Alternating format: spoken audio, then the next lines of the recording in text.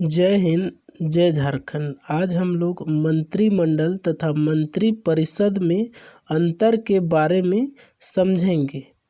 भाग 5 में मंत्री परिषद तथा भाग 6 में भी मंत्री परिषद के बारे में चर्चा की गई है। भाग 5 में केंद्र सरकार है, जबकि भाग 6 में राज्य सरकार के बारे में पढ़ना है। आर्टिकल 74 भाग 5 के अंतर्गत आते हैं और आर्टिकल 75 भी आते हैं। तो 74 में कहा गया है कि मंत्री परिषद का अध्यक्ष होगा, जिसे हम प्रधानमंत्री कहेंगे, और 75 में कहा गया है कि जो मंत्री परिषद के अध्यक्ष प्रधानमंत्री होंगे, उसके कई सारे विभाग होंगे और उसी विभागों को पूर्ति करने के लिए अन्य मंत्रियों का प्रावधान किया गया है। यही बात भाग 6 में यानी राज्य सरकार में कहा गया है, आर्टिकल 163 के अंतर्गत, कि मंत्री परिषद का एक अध्यक्ष होगा, जिसका प्रधान मुख्यमंत्री होगा और उन्हीं के कार्यों के पूरा करने के लिए अन्य प्रकार के मंत्री होंगे, जिसकी चर्चा आर्टिकल 164 में की गई है। इसके बाद हम लोग मंत्री परिषद और मंत्रिमंडल के बारे में पढ़ेंगे। तो मंत्री परिषद में प्रधानमंत्री के अलावा और 3 प्रकार के मंत्री होते हैं एक विभाग में। जैसे विभाग तो बहुत हैं, शिक्षा विभाग है, स्वास्थ्य विभाग है, श्रम विभाग है, श्रम विभाग के बाद वित्त विभाग है, इत्यादि बहुत सारे विभाग है। तो एक विभाग में 3 प्रकार के मंत्री होते हैं। कैबिनेट मंत्री होते हैं, राज्य मंत्री होते हैं और उप मंत्री होते हैं। और राज्य मंत्री को ही हम लोग राज्य मंत्री स्वतंत्र प्रभार कहते हैं कुछ विशेष परिस्थिति में। और ये जो स्वतंत्र प्रभार होते हैं, विशेष परिस्थिति में तो होते हैं, लेकिन अस्थायी रूप से होते हैं। जैसे कि अगर मान लीजिए कि कैबिनेट स्तर के जो मंत्री हैं, वह अगर किसी कारण से, कोई भी विभाग के कैबिनेट मंत्री अगर किसी कारण से अनुपस्थित हो जाते हैं, तब राज्य मंत्री स्वतंत्र प्रभार का नाम दिया जाएगा राज्य मंत्री को ही, और इनका वैल्यू कैबिनेट मंत्री के बराबर हो जाएगा। इसको हम एग्जाम्पल के मदद से समझते हैं कि मान लीजिए एक स्कूल है।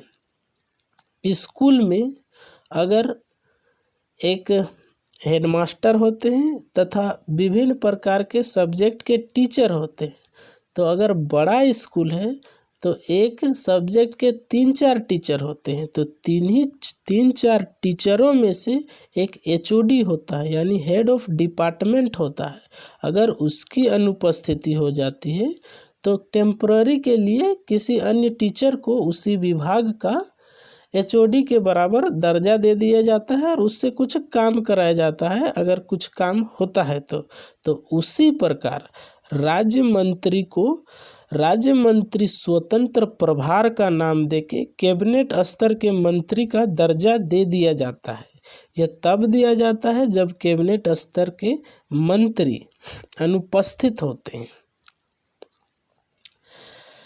इसके बाद हम लोग राज्य मंत्री के तो बारे में समझ में आ गया। अब उप मंत्री के बारे में समझते हैं। तो उप मंत्री जो होते हैं, ये सबसे छोटे स्तर के मंत्री होते हैं उस विभाग के, और ये कभी भी मीटिंग उटिंग में नहीं जाते हैं। जैसे कि मान लीजिए एक स्कूल है और उसमें हेडमास्टर हैं, टीचर हैं, तो उस स्कूल में और बहुत सारे कार्य होते हैं। जैसे कि उस स्कूल में साफ सफाई के कार्य होते हैं, तो वह टीचर नहीं करते हैं, वहाँ के चपरासी करते हैं। तो वह चपरासी, अगर कोई स्कूल में मान लीजिए कि एग्ज़ाम होगा, तो टीचरों को और हेडमास्टर की मीटिंग होगी, वहाँ चपरासियों की मीटिंग नहीं होगी।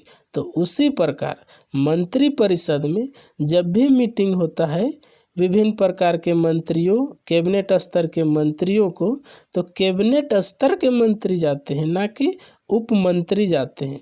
लेकिन कुछ विशेष परिस्थिति में राज्य मंत्री जाते हैं जब कैबिनेट मंत्री नहीं होते हैं। जैसे कि मान लीजिए अगर उस स्कूल में अगर एचओडी डिपार्टमेंट के जो हेड होते हैं किसी विभाग के, अगर वो उपस्थित नहीं होते तो अन्य टीचर जाते हैं उसी विभाग के।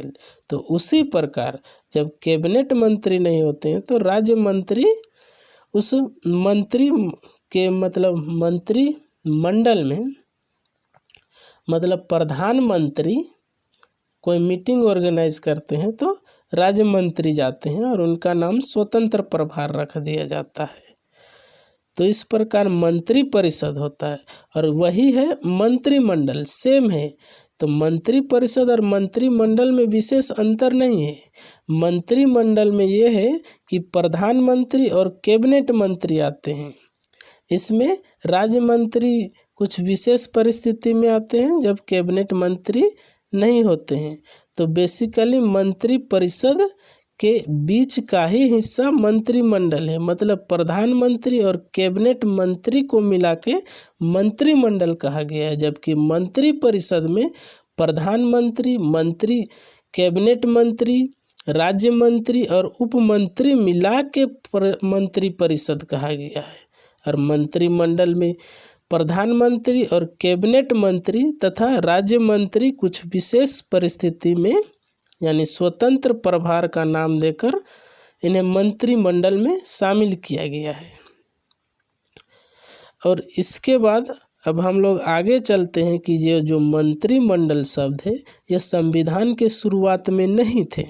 संविधान के 44वें संविधान संशोधन 1978 में आर्टिकल 352 के तहत यह सम्मिलित किया गया। जब यह सम्मिलित किया गया तो इसमें कुछ त्रुटियां रह गई, तो उसे संशोधन करने के लिए 16 अगस्त 2001 में एक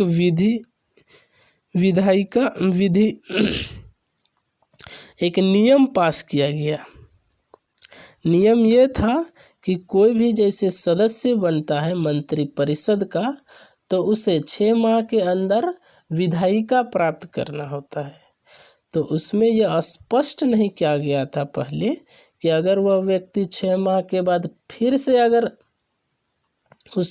वह सदस्यता धारण करता है तो उस सदस्यता धारण करने के लिए उसे सदन का सदस्य होना चाहिए या नहीं होना चाहिए, इसके बारे में कुछ स्पष्ट क्लियर नहीं किया गया था। इसीलिए 16 अगस्त 2001 को एक अधिनियम पारित किया गया और उसमें कहा गया कि कोई भी अगर मंत्री परिषद का सदस्य होता है तो उसे 6 माह के बाद 6 माह के अंदर सदस्यता धारण करनी होगी, अन्यथा वह मंत्री परिषद से उसकी सदस्यता खत्म हो जाएगी। इसके बाद 51वां संविधान संशोधन में 2003 में आता है और उसमें कहा गया कि टोटल सीट के 15% सीट से अधिक नहीं होना चाहिए मंत्रिमंडल या मंत्री परिषद के सदस्यों की संख्या। जैसे पहले होता था कि 545 सीट है तो उसमें से बहुत सारे लोग मंत्री बन जाते थे, इससे बहुत सारे कार्यों में दिक्कत होती थी। तो इसको इसी कार्यों को इस कार्य की कमी करने के लिए मतलब क्या कर सकते हैं कि इस कार्य में जो काम होते थे उसमें दिक्कत होती थी, तो उस दिक्कत को कम करने के लिए यह 51वां संविधान संशोधन लाया गया। जैसे कि पहले होता था कि 545 सीट है तो उसमें 200-250 सीट को मंत्री बना दिया जाता था। एक ही विभाग में बहुत सारे मंत्री बन जाते हैं। जैसे कि शिक्षा विभाग में अगर मंत्री है तो शिक्षा विभाग के मंत्री के अंतर्गत सभी आ जाने चाहिए थे, लेकिन ऐसा नहीं होता था। शिक्षा विभाग के मंत्री बनते थे, फिर लाइब्रेरी विभाग के मंत्री बनते थे, फिर किताब विभाग के मंत्री बनते थे, तो इससे बहुत सारी दिक्कतें होती थी। तो इसी के देखते हुए 51वां संविधान संशोधन लाया गया था।